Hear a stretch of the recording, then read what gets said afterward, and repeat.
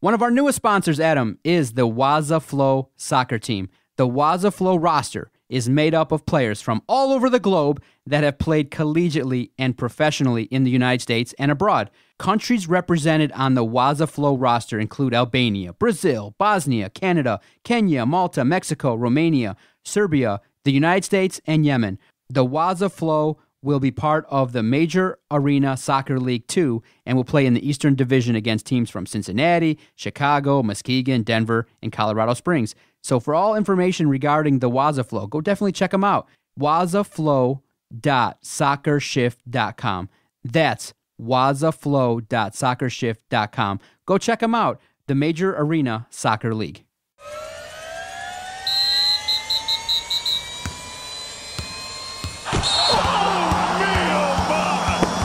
This is the Detroit Sports Podcast Network. How's the Detroit Sports Podcast going? Hey, everybody, this is Freddie Cohen of ESPN Radio. When I'm not talking about breaking news or breaking news on ESPN Radio, I'm always a fan and listen to the Detroit Sports Podcast, and so should you.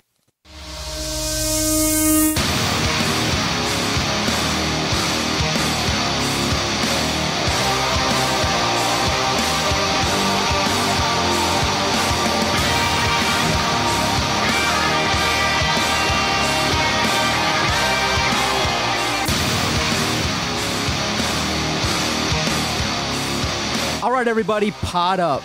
You're listening to the latest edition of the Doc and Jock podcast. I am the Doc, John Macaroon, joining me, my cousin, Adam, the Jock Strozinski. What's up, cuz? Cold as shit outside. Pod up. I like that. Did you just come up with that off the top of the head? Come on, bro. No, I stole it from someone.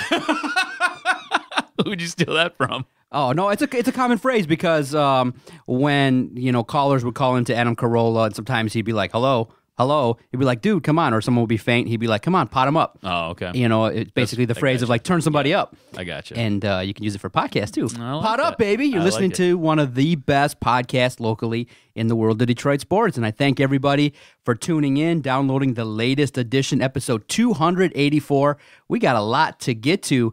Turncoats. We're going to make internet magic, right? That's what you're magic, saying. It's like baby. porn, but it's for your ears. Exactly. Turncoats all over the place in Ann Arbor. The college football finals happened. It was amazing. There's a lot to talk about, react to in the world of sports, and we'll finish out this podcast with the talk about the NFL playoffs. Holy cow. The divisional round lived up to all the hype, and it was amazing. It's playoff time, baby. And look, I know fans in Detroit really are wishing that the Lions are included in these playoffs. Look, I'll be honest, I didn't miss the Lions at all. There was some good-ass football. I didn't miss the toxicity. I didn't miss seeing number 9 do his thing or whatever you want to call it. I love the playoffs. It was great, and it's nice to see great football teams. And now with the inclusion of the number 1 and 2 seeds, oh, baby, this weekend is going to be great. So I want to get your sense of what is going to happen this weekend. But obviously, I was excited to start this podcast. Obviously, I didn't text you too much because you knew what I was going to say. Mm-hmm. I wanted to know, what's your reaction as to what the fuck is going on in Ann Arbor? Because it started to sprinkle earlier this week that, oh my God, Madison's going back to Ohio State? No, come on, that's not real. Are you serious? No, he would never do that. Then you go, wait a minute. Ryan Day's not just pinching one staff member. He's going out there doing a WCW-style raid of the Michigan program. He went out there and got the linebacker coach, Washington, too. But then you start digging around and you realize there were ties. I mean, Madison has worked for Urban Meyer before. Doesn't that just feel like spin, though? I feel like all of that spin. But for fans, I can understand why people are pissed. Mm-hmm. It's like, dude, you're going from Michigan to Ohio State? I get why people are pissed. But in the end, dollars and cents, baby. Everybody's looking to improve themselves, so it's no big deal. That's exactly what it's about. Dollars and cents, baby, and promotions. Yes. And hey, how are you gonna really, in the end, the way you could spin it though is what's really keeping the coaches at Michigan? It ain't winning. No, exactly. And when it comes down to it, it's all about wins and losses, and it's all about dollars and cents. And with Greg Madison leaving, I was kind of like, all right, cool, like whatever. I was annoyed that he went to Ohio State. It was more where he went. It wasn't even so much that he left. And you look at the way Michigan has performed the last 4 years under Jim Harbaugh. One of their best units has been that D-line. And that's what Greg Madison coached. So now, does that take a step back? I mean, you look at the guys that he's put in the NFL, and you look at where they're coming from. It's from that D-line. On top of that, I was more annoyed that Al Washington went, right? Washington leaving, he's a really good recruiter. 2, your linebacking core has gotten so much better underneath him. It's crazy. So he takes Madison, and then he takes Washington, and your front 7 is essentially what you hang your hat on with this defense. Because your secondary, I'll be honest with you guys, it's kind of trash. Martellus is garbage. He's not very good. And you look at everybody else in that secondary, they're question marks at best. They're very average players. Where you hang your hat is your front 7. And Ryan Day just came in and took the strength of your defense, took it away. I think what you need to be worried about, what you have to look at, is what Ryan Day is doing. Ryan Day isn't playing any games. Michigan fans thought, okay, cool, great. This is going to be a year where we can pop Ohio State. There's going to be a little bit of a letdown. No, not at all. This guy went out, grabbed an OC from Oklahoma State. That's an offense that just puts up points, guys. All right? He then went to Michigan and was like, hey, I'm going to take your D-line. I'm going to take your D-line coach, the guy who puts a ton of dudes in the NFL. I'm going to take your linebacker coach who puts a ton of dudes in the NFL, and we're going to bring him over here. And guess what? You know how you guys went and you pined for Shea Patterson? You went out and you got that QB transfer, and he was supposed to revolutionize your program? Don't worry about that. We got a dude coming in from Georgia. He's the number 1 QB transfer in all the land. This dude's going to be A-okay. Don't you worry about it. He's going out there, and he's doing what Jim Harbaugh did better than what Jim Harbaugh does. Let that sink in, guys. Your coach, the guy who hasn't been able to win anything here, all the games that he plays, this new dude in Ohio State just did everything he did, but better. It's interesting because it opens up optics and questions regarding the Michigan program that I think they don't want to answer, in that the spin could be looked at and you could really look at Jim Harbaugh and say, what's going on? What's the relationship really like with your coaches? The program could be, dealing with now some negative PR for once instead of everything being, oh, great. There's some people now that are kind of looking at Jim Harbaugh going, you know what? After 4 years, do you really rub people the wrong way? I was going to say, there were rumors about him wearing on guys, right? When he was in the NFL, that was part of the thing that came out. He wears on guys. What is wrong? Why with the iron sheik all the time? All the time. He wears on guys. That was what was speculated about when he left San Francisco. The thing about him coming to college is generally guys are getting flipped out every 4 years. So there's not really that time period for him to really wear on you and get you annoyed and get you upset, because you're usually leaving after 3, maybe 4 years. Now you're seeing it with prominent coaches, guys who have really helped solidify parts of this team. When we look at this team and we say, what's the strength of it? Instantly we go right to the defense, right? I mean, the defense totally got cut up by Ohio State this year. Totally. Ryan Day's offense killed Don Brown's defense. But you dive deeper into what units are really special. And it's that defensive line that puts a ton of pressure on quarterbacks and has a ton of sacks and a ton of tackles for losses. And then you look at the linebacking core and what the linebacking core has been able to do over the last couple years. And that's what's special about this team. There's really nothing else that's special about this team. You don't run the ball exceptionally well. I don't care what Cron Higdon's numbers were. Go look at other teams that run the ball well. For a running back to have a 100-yard game in college, it's not special. A 200-yard game, no, that's special. 150 yards, that's pretty good. When Cron Higdon puts up 100 yards, it's not special, guys. It's not the NFL. You don't throw the ball exceptionally well. So your quarterback and your wide receivers, now your wide receivers look talented, they look explosive, but they're not really special because your quarterback doesn't get them the ball because of the offensive scheme, the offensive game plan that you run. Your O-line got better. Your O-line, tons of question marks to start the season. It got better. Not saying it's great, but it got better.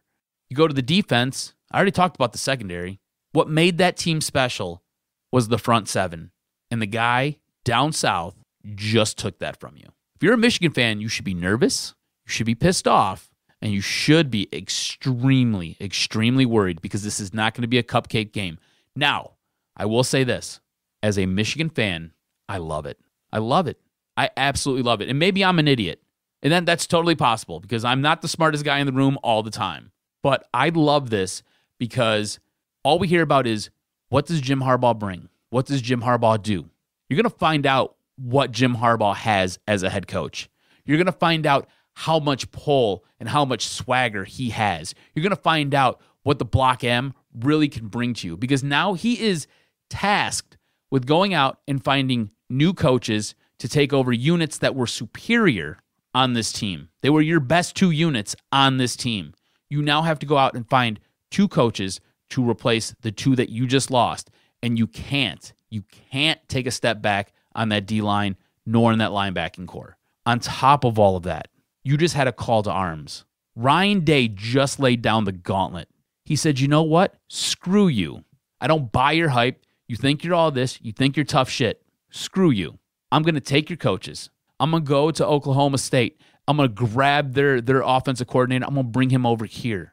I'm going to let this guy dial some stuff up. You want to see how a real offense is supposed to run? Watch this. Oh, hold on. We got a guy in Tate Martell. He's all right, but guess what? I'm going to go get this guy. He's from Georgia. And you know when Georgia recruits heavy. We're going to go grab him. We're going to bring him over here too. Just watch how we do this. Are you hearing anything about Don Brown and Temple? I'm hearing that others have interviewed, and those interviews have gone well. You kind of hear a little bit of rumblings about Don Brown's interest and things like that. Maybe he's had conversations, but I think if Don Brown left, that would be really significant, because I think those that poo-poo these 2 assistants leaving will say, look, the defense in the biggest game of the year versus Ohio State got torched. And so, you know what? We're looking at all the coaches anyway. And I said on one of the dailies that we air here on the network, I said, look, so what? He left. And after a game like that versus Ohio State, you really should look at the program honestly and say, you know what? I probably would be further along in my tenure here at Michigan if I had better assistants. And a 69-year-old coach, okay, I get it that he was a guy that many people look to. A lot of former players have said, yeah, you know, he's a nice guy. He helped take me from where I was to be a man. That's all fine and dandy. But at the end of the day, when you play Ohio State, you need some dogs. You need some coaches that are going to, you know, really go out there and make some adjustments or do some things or add some wrinkles that will help in the biggest games. And so Jim Harbaugh should look to constantly evolve that staff and get better staff. So from my perspective, it doesn't really move the needle all that much that these guys left. I think from the fan perspective, it's just the fact that they went from Ann Arbor to Ohio State and Columbus. It's a big insult. It's looked at like, dude, seriously, how can you go from a place that's paid you well, it's looking good, it's probably a little bit on the up and up, the program's rising, getting to the point where you're going to have success, and then you jump ship? It just doesn't look good from the optics perspective. But I think if Jim Harbaugh can replace these guys and have some success, I do think that, you know, you still can't poo-poo 10 wins every year. The program is moving in a direction that is a little bit more positive. Now the question is, like everybody said, how good is Ryan Day going to do that first year? It's a big year for Jim Harbaugh because, again, if he loses that first game to Ryan Day, it's going to be a big nightmare. But I think this is the thing, too. You just lost 2 coaches to your most hated rival, and he's a first-year head coach. Yeah. Do you know what I'm saying? Like, Jim Harbaugh has some cachet. Jim Harbaugh is a name. Jim Harbaugh comes with whatever his lineage is, or however you want to look at it, right? Every place he's gone, Jim Harbaugh has essentially took something that was utter crap and made it decent. From the Ohio State perspective, do you think outside of coaching and outside of providing these guys, do you think there was more to it than merit?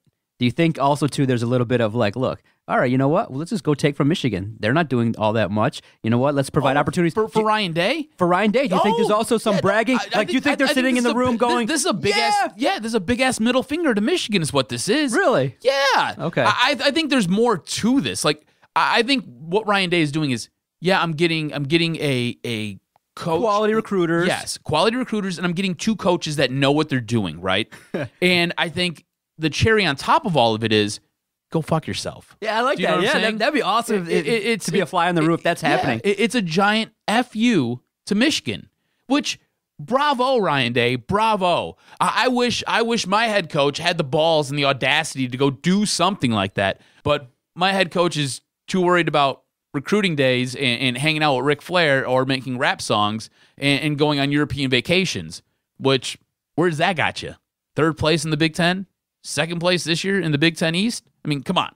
Then you got smoked in your bowl game to crappy-ass Florida? What are we talking about here? Stay tuned for our second segment. We're going to break it down and compare how far away are Michigan and Michigan State from the big dogs. But in looking at Michigan, where they're at, and looking at losing coaches, I just think that, you look at it and opportunity was presented. They have a chance now to go and better themselves. So I think that it's going to be interesting to see what kind of secrets are also revealed from these guys and talking about what schemes were ran and what is presented, because it's, Greg Mattison is going to be the co-defensive coordinator. He's not going to be the sole guy because obviously he's 69 years old. They went out and got a defensive assistant from the 49ers. He's going to do a job. And I just like what Ohio State does. I think they're most poised to have consistent success. Look, a one-loss year, that's pretty good. They're going to be the representative most of the time from the Big Ten, and it's something where if you're Michigan and Michigan State, that should piss you off. Yeah. It should make you mad because you should be competing with them for that spot. But just sitting around talking about it, we're like, hey, 7 out of 10 years, maybe 8 out of 10 years is going to be Ohio State. What? What are we talking about? Like, that's not how it should be. Shouldn't be like that, guys. It's messed up. Do you think Jim Harbaugh will change? Do you think him as the head of that program will be more adaptable, that he will decide to change that offense? No. You don't think so? No, because he thinks he's the smartest guy in the room. He thinks he has such a firm grasp on everything that's going on. I don't think he realizes that the game has changed. The game at this point hasn't quite passed him by, but you're starting to see Jim Harbaugh in the rearview mirror. Do you know what I'm saying? Yeah. And it's one of those things where he is so dead set. He's just like Mark D'Antonio. They're like the same exact person, just a little bit different.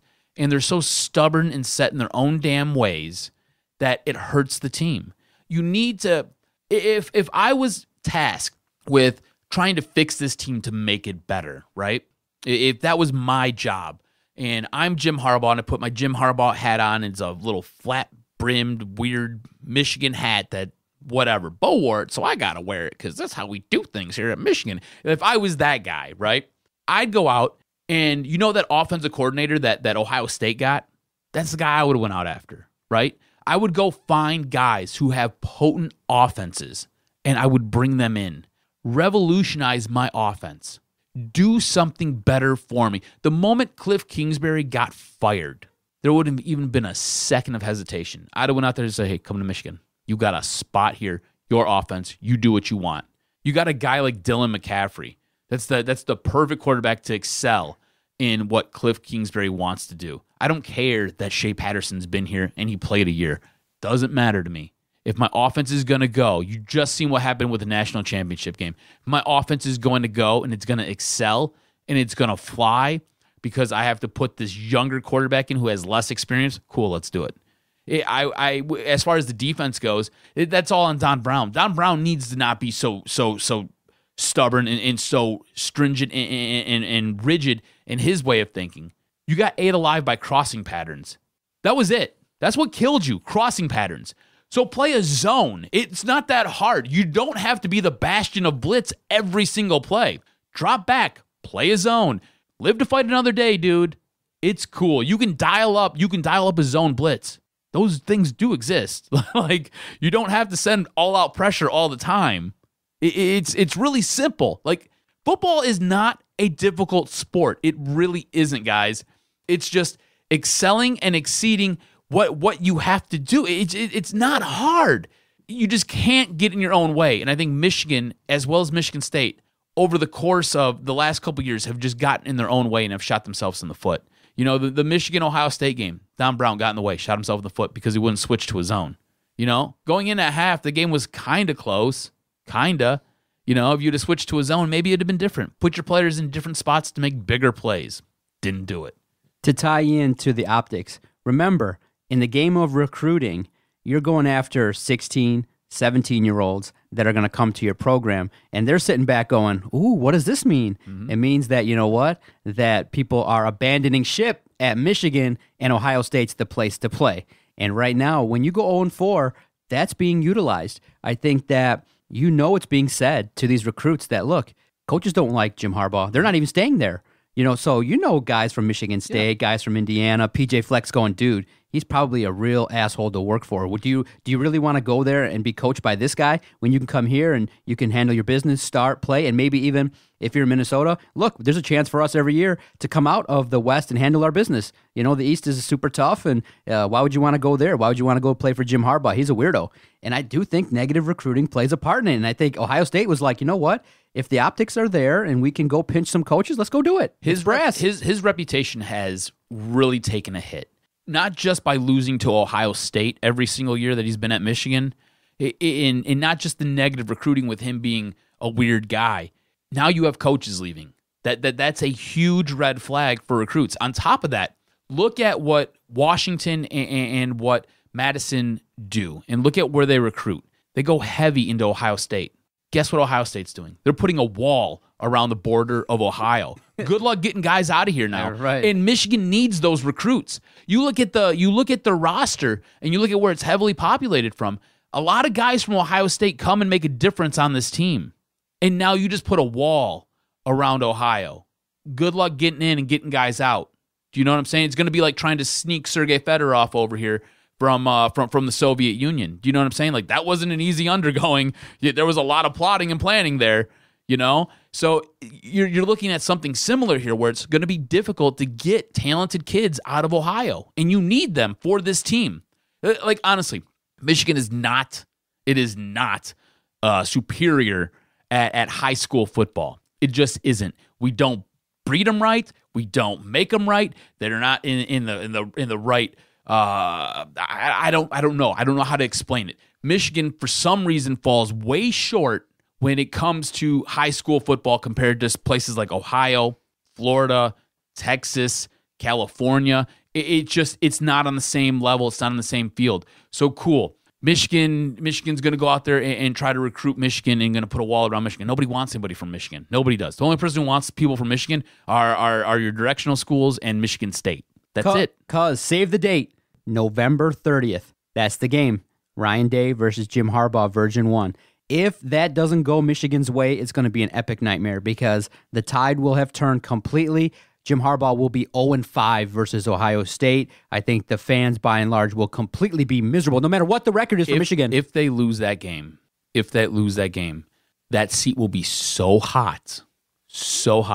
And if there's not a coaching change, you are going to see a lot of pissed off Michigan fans and alum.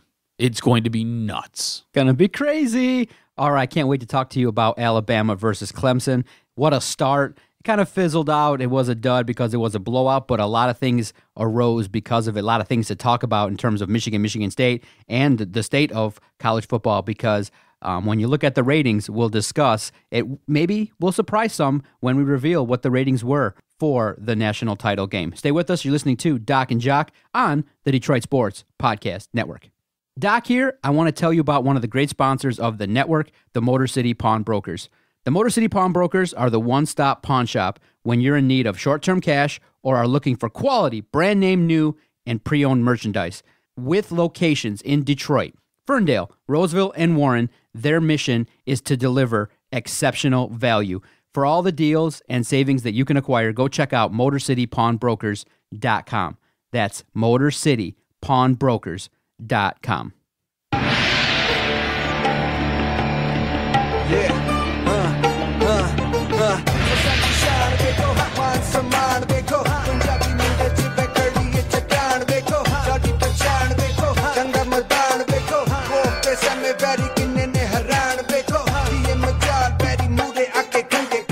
So what's going on over there? You get nudie pictures that I'm not a part of? I wish. So you know how I produce Big Drew and Jim, right? Mm-hmm. So you just see me over here laughing my ass off, right? So there's a CNN reporter by the name of Jim Acosta. Yeah. So Jim that Costa, bit, yes, I know the bit. So Jim Costa always gets tagged with all these Trump supporters just hating him, and he fires back, which is great. Mm-hmm. But the response in the comments is even better from everybody else who listens to the show, because nobody wants this to ever stop because it is exceptional. So I was just going through reading the comments, and it just tickled my heart. It was fun. So I'm sorry. I totally got distracted. I'm like a retarded child. I can't help myself. It's like, like a silly cat. Like oh, ball string, shiny foil. It's what happens to me. Jim Acosta versus the White House is a rivalry like no other, man. You got the White House calling him a clown. Right, it's on par with Michigan. Ohio State. They call him out. They're like, it's funny when the White House administration will look at him and be like, you're awful at your job, and nobody else likes you here. And he's like, dude, I don't care. Can you just be honest for once? And he's like, calling him out and stuff. He's like, you think I care if they like me or not? I'm here to ask questions and stuff like that. So that's an interesting. It's great. Outside of the content, when you see the relationship, they're like, just pass the mic, bro. Just okay, good. They don't answer his questions. We're gonna pull your credential, Jim. They did that too, which. But he's back reporting. I don't think it's. Is that allowed? No. I don't think that should be allowed. We have certain constitutional rights, and he's part of that. He is a journalist. Freedom of the press. Some quick on-the-fly producing. Maybe Jim should put on a suit and, get a little backdrop of like him being at a presser and just acting like Jim Acosta would at a presser, and him just being like, you guys know that your administration is just god-awful, and you've never won in 50 years. We've done something similar to that before. Yeah, play it up. The Jim Acosta of the sports world. It's kind of funny. The best is when you read the tweets. Just like a collection of them. like whenever like things are really firing on all cylinders at the White House, and like Acosta's like knee deep in it, and Trump is like on one of his rants. It's great. The misappropriation of a Twitter tag, of the Twitter @ is so funny. Yeah. So funny. Before we get into the state of college football and our reaction to the national title game, really interesting kind of thing that's been happening lately. I know it's because of the new year. A lot of people are tweeting us and are like, can you guys talk a little bit more about what's positive in Detroit sports? And I'm like, where do I go with that? Because of the fact that there's not a lot positive going on. I know that the college teams, Michigan State, the hoops action is going to be definitely positive going forward. I mean, you got one team that's undefeated and you got the other ranked 6th in the country. They're playing really well in the conference. But when you look at it, by and large, we keep it real here. And the state of Detroit sports is really rough. So I understand the positive, hopeful angle on things, and I can understand we'll sprinkle that in, but it's really hard to be, yay, rah, rah, when a lot of the pro teams are basically, we're in a position to go, you know what, if they're not tanking. Dan Miller asked an interesting question on his show, and he said, is there a pro team that anybody in town roots for to win? Because all of them, we're all rooting for them to tank to get better positions. And I'm like, you know what? What a fair, insightful question. No, not really. I'm not rooting for the Lions to win. I want them to get the highest pick. The Pistons to win? The Red Wings, lose for Hughes, and you got the Tigers, and they're just naturally doing what they do. Mm-hmm. So you look at it and you go, wow, yeah. It's like we can't really root at this point because they're all rebuilding. You're stuck with your college teams. Yeah, you're stuck. You have to. Which isn't bad because there's more hope. There's more hope there. Thank God it's basketball season, right? Yeah. Like, as a Michigan fan, would you ever think in a million years, you're like, holy hell, thank God it's basketball season and we have a basketball team that's relevant. And Michigan State, it's Michigan State. We've had a basketball team that's been relevant since Magic and before then. So, yes, thank God it's basketball season, and thank God we've got two teams that are in the thick of it. But yeah, it's that is a fair question, and Dan Miller, always insightful, and Dan Miller, best in the business, guys. Like as a human being, like you want to be like Dan Miller. He is freaking awesome. Smooth as silk, and that's what we're trying to do here on the network. And to transition to the national title game, I was loving it. I sat down, I watched going into this game, who did you want to win? Did you care? Or not really? You just wanted a good game? I wanted a good game, but I kind of wanted Alabama to win because I thought potentially the talk could be then spawned off. Are they the greatest collection of college football talent in the history? So you're rooting for a storyline. Yeah. Just like a good media person. Yeah. Media people usually don't care who wins, don't care who loses. Right. You just want a story. Yeah. I got you. That's the story you wanted. As the story played out, actually, you know what? I was wrong. I should have been rooting for Clemson to win in that fashion because Clemson, when you now shine a spotlight on their path, Dabo Swinney, just not just a flash in the pan. He's been there such a long time, and it ties into Jim Harbaugh because Dabo Swinney went 10-4 in his 4th year, and people were kind of like, well, this is a wide receivers coach. There was a lot of questions. He was given the time, and what the hell, dude? He built something in South Carolina that's unmatched. It's fun. It's fresh. Dabo Swinney now has 2 national titles. He's been in the mix. He's, faced Alabama 4 different times. He's able to also at the same time now compete with Alabama. He's now added an organization, his team, in the conversation with now every year you go in, it's Alabama Clemson. You're like, holy shit, where did this guy come from? Dabo Swinney and his act definitely was under the spotlight, especially when not only did you win, you kicked his ass. You destroyed. Smoked him. Yeah, you made Nick Saban's team look like they weren't ready. And if you paid attention to the end of the game, bro, they just ran the ball the entire length of the field for like the last 8-9 minutes. And it was like, dude, Alabama quit. I'd never, ever, even in losses, seen Alabama get pimp slapped like that. I think the most information you've ever gotten out of Nick Saban was when he was going in at half. And he said, they're throwing stuff at us that we're not prepared for. Have you ever heard of a Nick Saban team being ill-prepared? Never in a million years. But Dabo Swinney kept a special playbook, especially for this game, especially for Alabama, and he threw it at him. And Alabama had no answers. No answers whatsoever, whether it be on the offensive line, the defensive line, or any place else on the field. Alabama had no answers. Going into this game, I wanted Clemson to win, right? Because I hate Alabama. I hate Alabama. But much like you, I wanted a good story to talk about. You now have dueling dynasties. I know Clemson has only won 2 national championships, but Clemson is in the discussion every single year. And after what just took place, what you just seen with a freshman quarterback, and his favorite target, a freshman wide receiver. Let that sink in, guys. You've got at least another year, if not 2 more, of all of this. Wow. And if he continues to build and add to his repertoire, you've got a stud quarterback who will hit the pros. Let that sink in. What Dabo Swinney has done at Clemson is amazing, and it's awesome. It's one of those things that when you look at it, as a Michigan fan, it makes me really scratch my head and say, maybe I got to give Jim Harbaugh more time. And I don't want to give him more time. I want my wins now. But Dabo Swinney won his first national championship, year 7? And then he was in the mix last year, and then he won his second, year 9. And he is a thorn in Alabama's side every single year. He has the magic elixir to beat Alabama. Alabama, over the course of the last 3 years, is, I think, 40-1 until they match up against Clemson when they're 1-2. That's crazy. That means Alabama steamrolls everybody but Clemson. And that game was awesome. I was really into that game right up until the fourth quarter. I think like 12 minutes left in the fourth quarter. Alabama went for it. It was like 4th and goal, and Tua ended up getting tackled for a monster loss, and they turned the ball over on downs. And after that, I was kind of like, all right, cool. I'm going to go to bed now because I got to get up at like 4:50 in the morning, and I'm going to be tired as shit. And I was tired as shit on Tuesday, but it was a good game, man. It was an awesome game. I enjoyed it.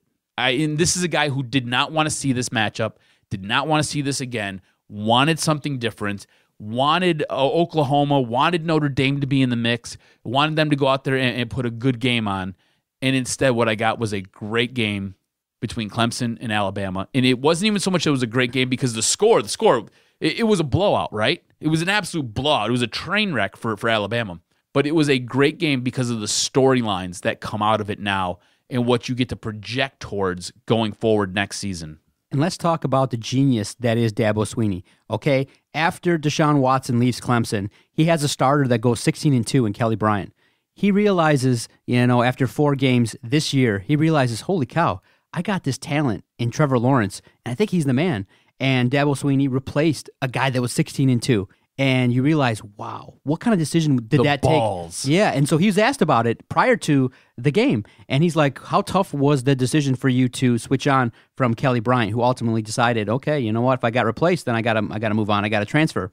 And Dabo Swinney goes, honestly, it was easy. Easy decision. I realized that Trevor's the better player. Now, obviously, what makes it hard is you have to go to somebody that you've worked with, that you've had a relationship with. But he goes, in the end, it's all about the better player. And I will always take on and play the guys that are obviously the better player. And he goes, Trevor Lawrence is just the better quarterback. He's able to handle the install. He's able to handle the pressure. He just obviously has all the skills to lead this team. And once I recognized that, I would lose the locker room if I didn't play him. And so, bam, he made the decision. Whereas maybe some of the coaches here are waffling in between quarterbacks. You don't have a clear offensive plan. Dabo Swinney's a leader and is like, no, it's an easy decision. It's all about who the better player is. And he has no problem burning a relationship with somebody in an attempt to win. And that's all I think we're sensing, and why we're all pissed is the teams that we follow, all of them here in Michigan, we don't believe that they're doing everything exactly in the name of winning, that there's maybe ulterior motives, that there's business at hand, or there's something going on where a guy like Dabo Swinney's like, boom, Kelly Bryant, I think someone's better, he's in. Spin it local. Look at Michigan and Michigan State specifically. Yeah. Rocky Lombardi stepped in and helped Michigan State. That offense looked much better with a healthy Rocky Lombardi than it did with a Brian Lewerke.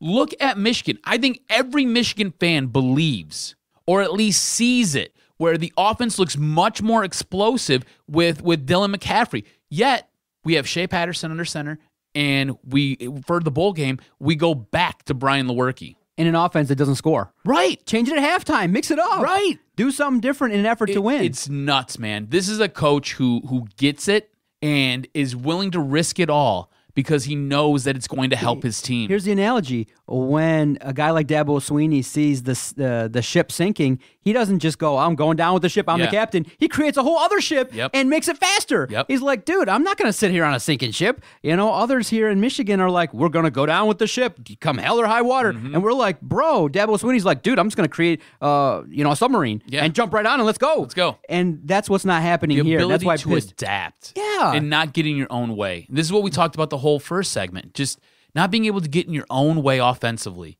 Just create, but then be better, even defensively. Yeah, in that game, to take a look more closely, when Tua throws that pick six, it's a blow, and you're like, oh, he comes back, he's thumping his chest, he's like, no problem, I'm going to throw the ball, and bam, he comes back and leads the team. But now the thing that maybe you can nitpick a little bit was the game plan for Alabama, because they seem to be able to move the ball running, and it kind of poo-poos all of us that are like, throw the ball, and even in a situation like you mentioned, maybe Alabama might have had, game plan A, but once the game unfolded, they needed to be like, you know what, let's just throw that out. We're not going to throw the ball all over the place. We're not going to be so wide open. Let's limit the possessions. Let's slow it down. I think if they played that game again, if they had a chance to adjust, they would run the ball a lot more. They would take a more Detroit Lion-esque approach and try to control it, especially in that scenario. And in situations when you're down 12, you got to take the points. You can't sometimes be that aggressive. Sometimes just getting it down to 9, taking a field goal is okay,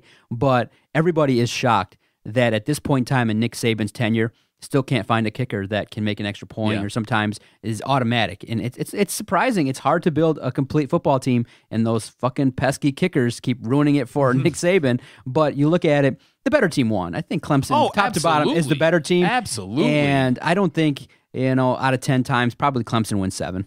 They're a solid football team because of the fact they got speed, they got the better quarterback. And obviously, you have to be honest, Tua's not as good as Lawrence right now.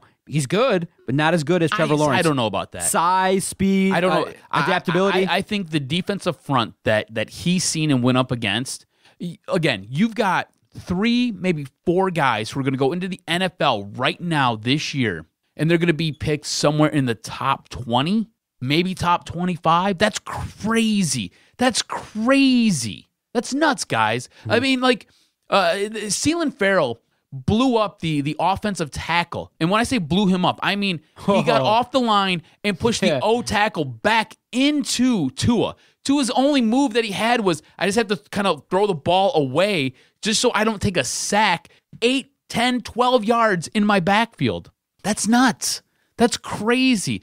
Clemson was so damn good this year. Do you realize that Alabama didn't score after the first quarter? Didn't score a touchdown after the first quarter. The last time they scored was in the second quarter. After that, it was all zeros. And it was early in that second quarter.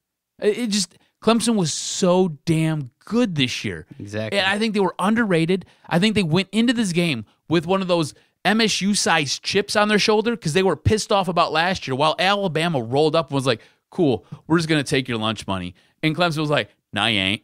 No, you ain't. Not today, you're not. And they pulled out a baseball bat. and they work their ass over with it. Okay, so now Steve Dace, he hosts the Michigan podcast, which you can find. Is great. Yes, find it on our network, DetroitSportsPodcast.com, every Tuesday. He does a great job. And if you're prone to like videos, great. He airs his program via the video platform on YouTube as well. And he took a dive, and he said, look, I want to take a deeper dive into what's going on, comparing Michigan to Clemson. And he said, you know what? They get similar recruits. They have similar facilities. They have, similar talent and similar abilities. The athletes are similar in terms of ratings.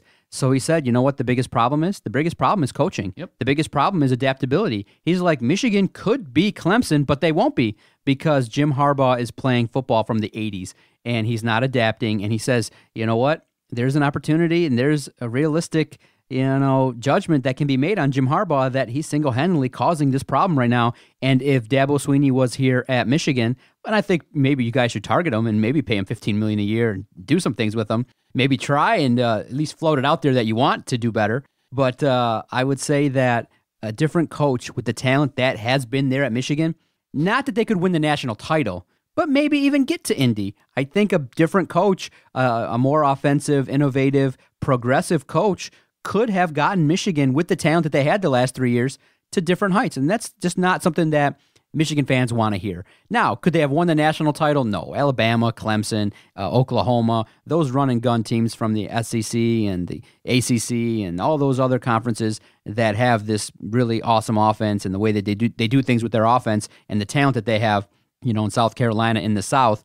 Right now, like I said, the Midwest football is a little bit antiquated. I don't think a different coach would have gotten you the ultimate prize, but I don't think you guys want to hear that another coach could have taken your talent and done better with it. And I think that that's realistic to say that, Dabo Swinney probably could have took Michigan to the playoff. I think he could have gotten some competition out of games versus Ohio State. I think you would not have had the record versus Michigan State.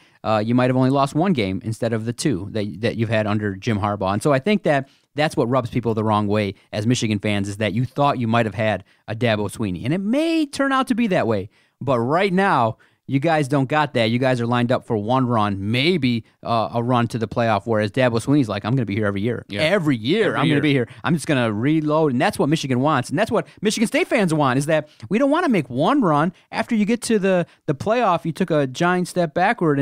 You bring this up all the time. Yeah. Will MSU ever get back to the playoff? Dude, and you say no all the time. No. Like one and done. Warner and Bowman should have been fired yesterday. Yeah. It's like they're still here, and that indicates to everybody that, he's not making the change. He's going to try and reload, and luckily he got some seniors to come back. But it's like, come on, man. You can't win with that offense. Specifically for Michigan, I think the big issue is it's their offense. Yeah. It's the offense. The offense kills this team because it's just like Steve said. They're running something out of the 80s. It's that 3 yards in a cloud of dust. We'll get it to fourth down, and we'll figure it out from there. We're gonna play possession.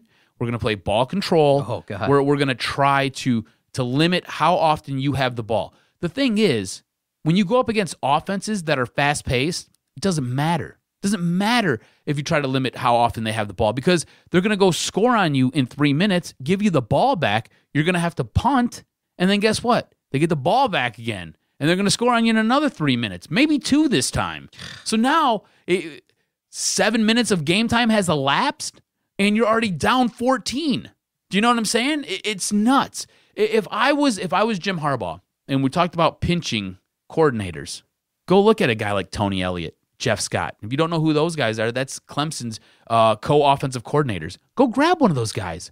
Bring one of them in here. Give them full control of the offense. Whatever you want to do, bro. I've got other things I need to go worry about because my defensive coordinator is too damn stubborn to realize what a zone is. So you handle the offense. I'm going to be right here. If you need something, just ask me. I'll help you out. Whatever you want, whatever you need. We'll go find the guys, the kids you want. We'll go grab them. Whatever it is. Doesn't matter. I don't care. You're in charge of this whole entire thing. This is all you.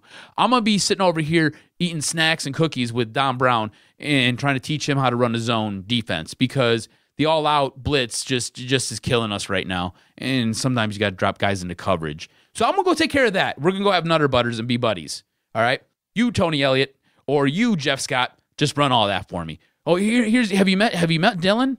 He's a really good quarterback. Guy's pretty explosive. The offense that we were running last year looked pretty decent when he was under center. And if that's not working for you, we got this dude, Shea Patterson. Maybe you can do something with him too. I'm not sure. But figure it out. It's all you. That's what you got to do. Michigan and Michigan State are so far away from even being mentioned in the same breath as these two programs. Right now, you've got dueling dynasties. It's absolutely bananas. And neither one of our programs can even get there to sniff it. And so, in revisiting the ratings, it wasn't watched all that much. It was watched, but the ratings were down. That's because nobody wanted to watch it because it was the same thing. See, I disagree with that. I disagree with that notion. It was like I said, it's 1 versus 2. But again, did you watch? Did you go? You live on Twitter, yeah. So I know you've seen this, but going through my Twitter feed, everybody's like, I'm not watching. It's the same whole entire thing. It's this, and I was like, I get it because I didn't want to watch it, but you know why I watched it, and I'm happy I watched it. I watched it because it's part of my job. Yeah, you have to. Right? Yeah. I have to know what we're going to talk about, and I got to find a story that's in this matchup and in this exactly. game. And remember, Alabama and Clemson are not in big media markets. No. And they're not LA, they're not New York, so the ratings were down. And it's unfortunate, but I do understand. But it was awesome to watch. So I'll ask you this. Alabama, Clemson, are they bad for college football? Because in the end, I do think that they are. The games are great. I will always watch an Alabama versus Clemson. But overall, guess what? You got Alabama and Clemson and then the rest. There really is no hope that Michigan and Michigan State can compete with that. But the dynasties are bad, yes. Yeah, I think it's tough. But if you're able to somehow one year rise up, and if it's still 4 teams and Michigan's the 4 seed, and they somehow play that one special game versus Alabama or that one special game versus Clemson, it'll mean more to defeat them. But the hope that we all have going into that matchup, nobody in their right mind would pick Michigan in their current version to defeat any of these guys. So you just basically are stuck to just be happy to get there. Like Michigan State, we got our asses destroyed. And Ohio State faced the same wrath. They got their asses destroyed in a matchup versus Clemson, but they can hang their hat, and they won the title by defeating one of the powerhouses. So you look at it and you say, yeah, Alabama, Clemson have basically hoarded a lot of talent, and they got to do something kind of about it. But I don't know, what can you do to limit dynasties? Because in the end, it wasn't an overnight story. You got to Nick be Saban. Better. Yeah, you have to be better.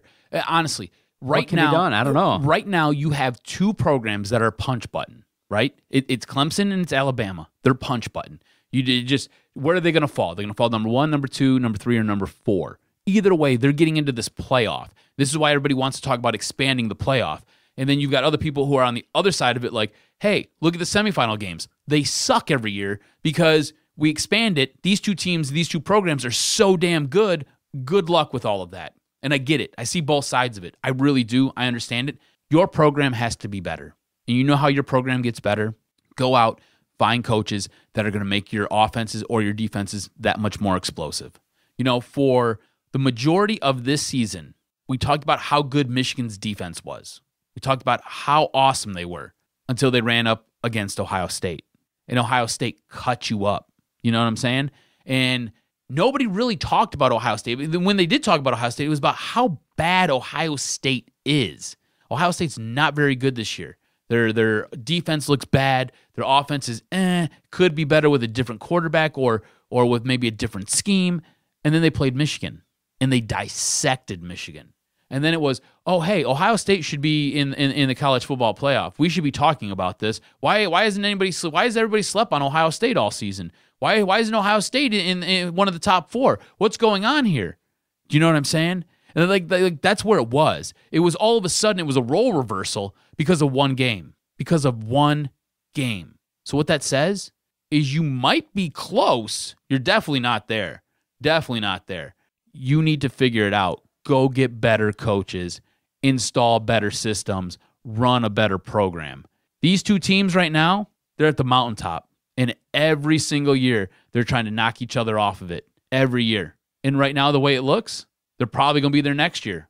So get used to it or be better. One or the other. That's where we're at with this. Michigan needs to be better. Michigan State definitely needs to be better.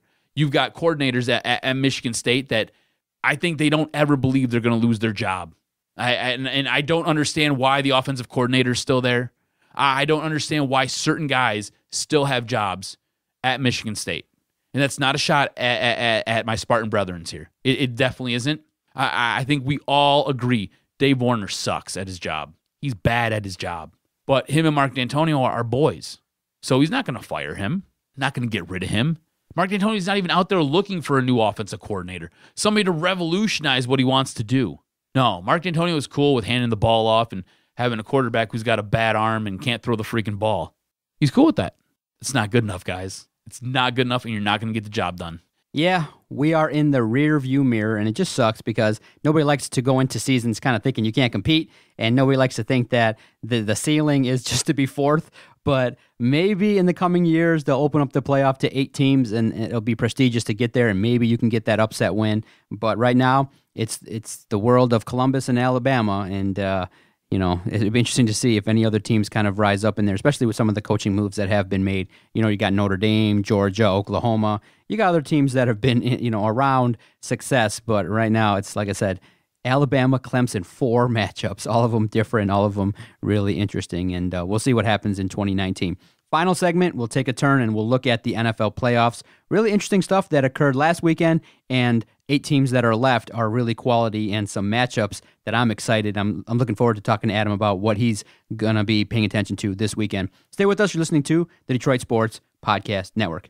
Adam, I want to tell you about our host site, Podomatic.com. When we first started this project, we were looking for a great place to host all of our recorded audio, and thank goodness we found Podomatic. Why do we use Podomatic? Well, we have great sports debate. Adam and I have recorded now over 1,200 podcasts. A great network has been built, and when we have great guests, great interviews, great sports debate, hilarious content, hilarious takes, we can take our audio and upload it quickly to Podomatic so that all of our listeners across the country and even overseas can listen to the Detroit Sports Podcast Network. So in 2019, if you're going to start a brand new podcast, all the hosts here, we're going to recommend one host site and one host site alone, and that's Podomatic.com.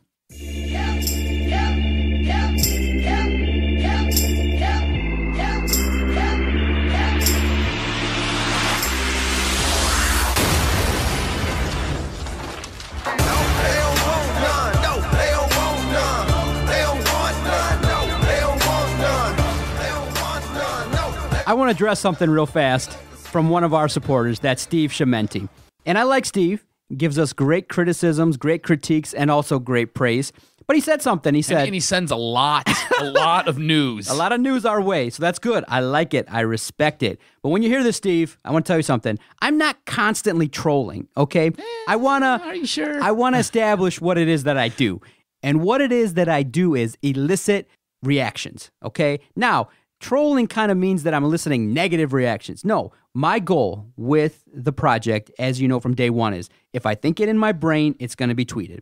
I try not to filter myself too much, okay? And the reason why that's been successful is sometimes the thoughts that you have are ridiculous. Like, I thought, man, I saw Dabo Swinney running up and down, and I'm like, man, Michigan should like that guy. So right away, I'm going to tweet at him. I'm like, man, Michigan should spend $15 million on Dabo Swinney. And you're like, you asshole, they're never going to do it. I'm like, I don't care. They should do it. They got money. I literally think tomorrow they should go and have a meeting with Dabo Swinney. Now, does it have to be realistic? No. People on the internet, the reporters, they do mailbags. So, Angelique Shengalis did her mailbag, and so she said, hey, it's time for me to do one. So you know what I sent her? The first thought that popped in my head was, so if the Columbus Dispatch offered you a raise, would you cover Ohio State? Asking for a friend. And so that's the shit that you do when you're somebody that's eliciting a reaction, is that you got to remember, not only do I send these messages, people respond to it, okay? And here's a little insight. Yes, some of it is a little bit crazy and intentional, but it does enter my brain to say these things, and that's why it's been successful. Do you know why you get the troll moniker, though? Why? It's because... What does trolling mean? Is that you're doing it for a reaction? Yes. But I'm not doing it for a negative reaction. I'm doing it to elicit a thought or a it's debate. Because usually you play both sides of the fence. Yeah, exactly. Which, for this podcast... It gets attention. Well, it's good, right? Yeah. Now, I'll tell you why it's good. Yeah. Okay?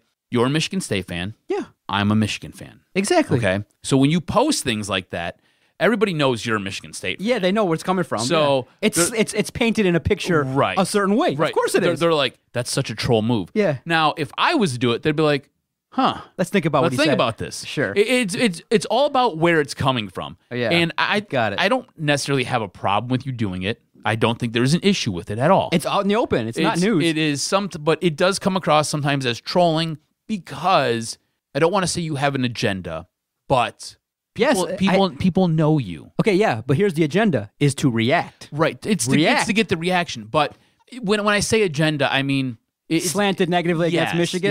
Yes, exactly, okay. exactly. Because so it's because you wear your green and white helmet. Oh, so saying Michigan should get Dabo Swinney is slanted negative? I think they should. I think Michigan should get Dabo Swinney. I think that's the guy for the job. That's the guy that encompasses what you guys are looking for. You guys want Dabo Swinney. You got Jim Harbaugh. And in the end, it's, I don't want to diss Michigan State too much, but he's in the class with Mark D'Antonio, where you're a good coach. You're in that class of like you can coach men, you can run a decent program.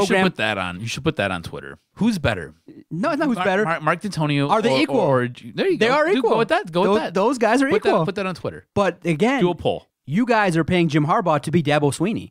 That's what you guys want at the end of the day. Right. And you don't got it. And so obviously I'm going to say you should go out and get Dabo Swinney. You got the funds. I mean, you're paying the guy $7 million. It seems like Michigan prints money. Go get him. While I think you're spot on, my response to you, I think, was, come on, man. Like we both know it's not happening because the realistic thing about it, Jim Harbaugh's not going anywhere until Jim Harbaugh wants to go someplace. Yeah. You know what I'm saying? Yeah. It just isn't happening.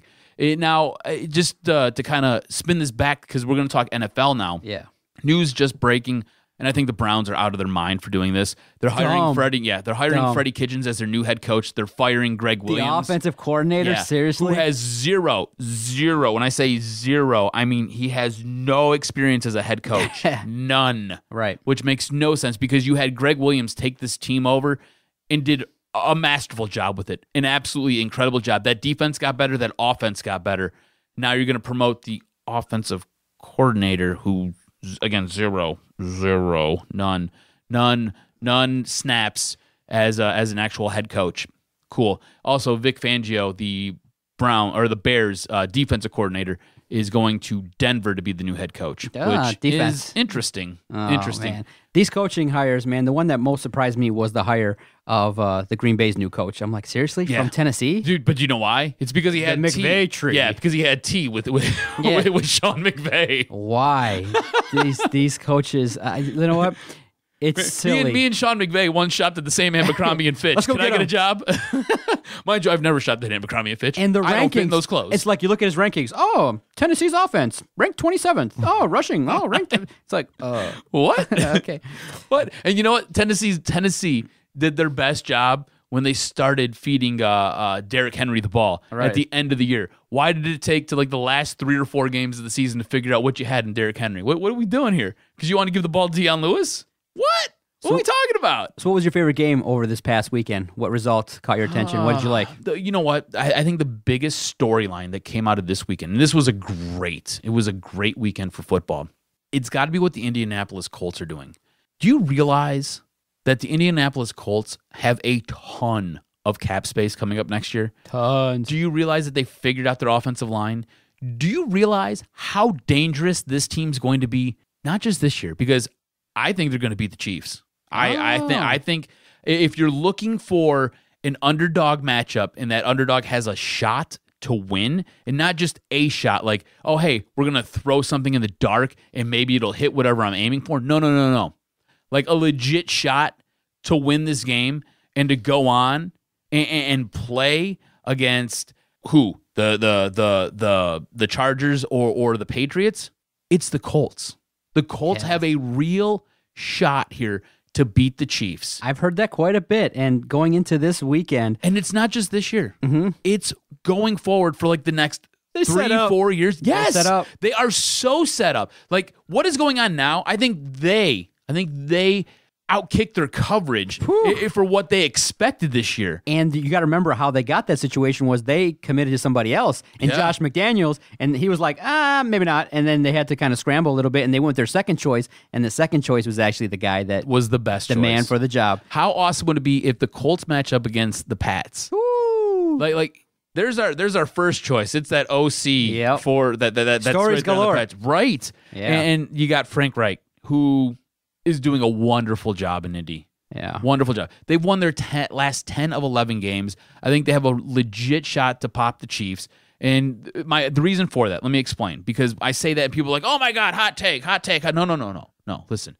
All right. Andy Reid does not do well in the playoffs. Does not. This Colts team, Their offense firing on all cylinders. Marlon Mack looked like an absolute stud this past weekend. An absolute stud. Okay? Had 24 carries for like 149 yards. That's crazy. Crazy for a guy who was more or less just kind of there. Like, we needed a running back. He's just kind of here. It's what it is. On top of that, their defense has been playing exceptional, getting to the quarterback, putting pressure on. This team believes in itself right now. The Kansas City Chiefs are going to have their hands full. Yeah. Going to have their hands full. All that being said, Patrick Mahomes, Ooh, can't wait. like legit MVP. Legit MVP. The big dogs show up this weekend. Right. I can't wait. This is going to be a very good game. Yeah. It's going to be a very, very good game. But I think the Colts have a legit shot of knocking off the number 1 seed in the Kansas City Chiefs. Yeah, the storylines this weekend are amazing. Can Andrew Luck lead the Colts to upset the Chiefs? Will the Chargers break through versus Tom Brady and the Patriots? Looking at the NFC, can the Eagles get payback on the Saints for the blowout that they experienced earlier this year? Do the Cowboys have enough to keep up with the Rams? All these games are juicy. The final 8 teams, man, I'm excited to be a part of it, watching it, and seeing what's going on. All the games, to me, have some intrigue and some interest, but I think the game for me that I'm going to definitely peek into, it's got to be, obviously, the Chargers and the Patriots. I just think that that game has the potential. If you're looking at one of the road teams, I would say it's going to be the Chargers because the Patriots have had some time off. There's a big question with Gronk. It's probably under 50% that he even finishes the game.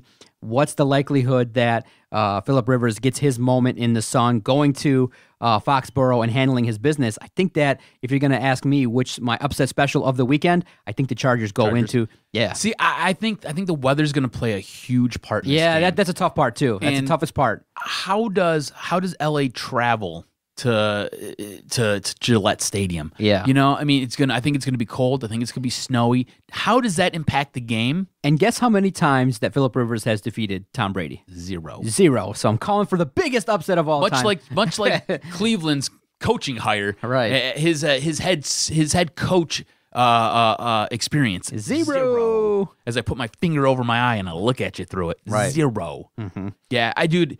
Last week was awesome. Mm-hmm. With the wild card games. Nice. This week, The divisionals. yeah, is going to be incredible. All right, let me get your sense of who you think is going to win. Cowboys and Rams.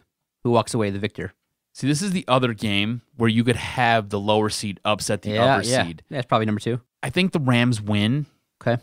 but by like a field goal. Okay. Do you know what I'm Eagles and saying? Saints. Saints. Yeah. I think Nick Foles' magic runs out. Okay. But again, if Nick Foles wins, you have a legend in the making here. Legend. So So will Chargers break through?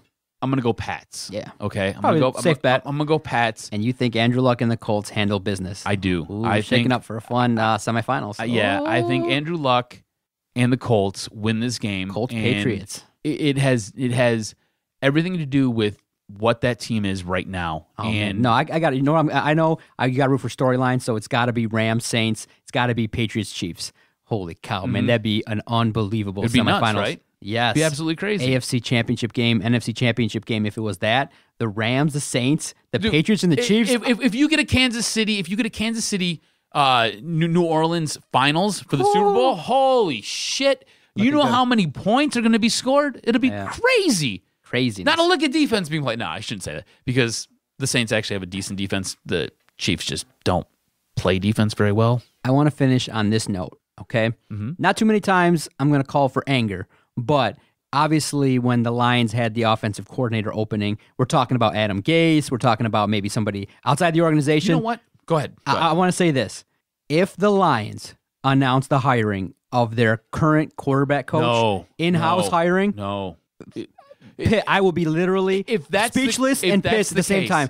They cannot stay in-house. If that's the case. I'm hearing the whispers. If that's the case, that tells you how this team is being ran. Garbage. It's a good old boys club. I'm fearful. Yes. I'm getting fearful. If that's the case. Let me put it like this. We've just had a ton of head coaches getting hired. A ton. Adam Gase is still out there. If Adam Gase isn't your new offensive coordinator, and what is it, Greg Gooseby? George Godsey. Okay, Exactly. Greg Gooseby. GG. Yeah, it's Greg Gooseby. That's what we're calling Greg him. Gooseby. So if he's your new OC, Yeah. and I did that on purpose. Yes. If he's your new OC, Greg Gooseby. Yes. you That'd like be that? awesome. Yes. If he's your new OC, Yeah. that tells you everything you need to know about Oh my this God! team. Go to the hiring presser and be like, "So, Greg, what do you think about?" And be like, "What?" Oh shoot! I didn't know your name. Do you think the Lions revoke my credential immediately? Then he corrects you. Yeah, like I said, Greg, tell me what you think is going to take to fix Matthew Stafford.